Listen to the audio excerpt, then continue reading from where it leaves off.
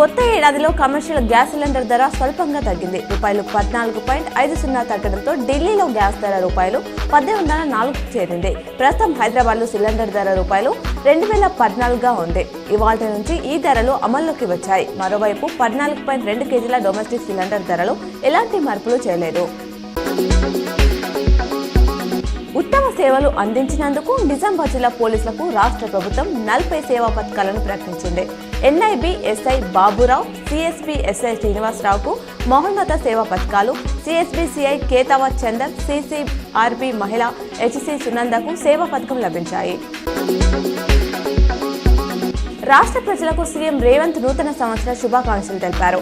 నవ వసంతంలో విశ్వ వేదికపై విజయ గీతగా తెలంగాణ ప్రస్థానం ఉండాలి. ప్రతి ఒక్కరి జీవితంలో ఈ నూతన సంవత్సరం శుభ సంతోషాలను నింపాలని మనసారా కోరుకుంటున్నానని ట్వీట్ చేశారు.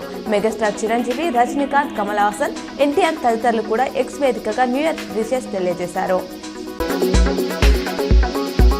నూతన సంవత్సరం సందర్భంగా దేశ ప్రజలకు రాష్ట్రపతి ద్రౌపది ముర్ము, ప్రధాని మోదీ శుభాకాంక్షలు తెలియజేశారు. కొత్త ఏడాదిలో మరిన్ని అవకాశాలను అందిపుచ్చుకొని విజయాలు సాధించాలని ఆకాంక్షించారు. ప్రజలందరూ సుఖ సంతోషాలతో ఉండాలని కోరుకుంటున్నట్లు ట్వీట్ చేశారు.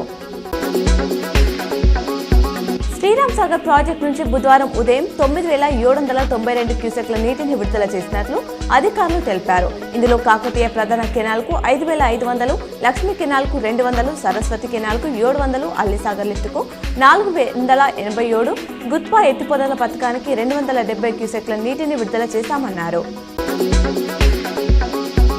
తెలుగు రాష్ట్రాల మీదుగా నడిచే 94 రైళ్ల టైం టేబుల్లో ఇవాల్టి నుంచి మార్పులు చేపట్టినట్లు దక్షిణ మధ్య రైల్వే వెల్లడించింది. ఇందులో తిరుపతి, కాకినాడ, తిరుపతి, ఆదిలాబాద్, లింగంపల్లి, విశాఖ, షాలిమార్, హైదరాబాద్, తాంబరం సహా పలు రైళ్లు ఉన్నాయి. అలాగే మరికొన్ని రైళ్లకు కొన్ని స్టేషన్లో కొత్తగా ఆల్టింగ్ సౌకర్యం కల్పించారు.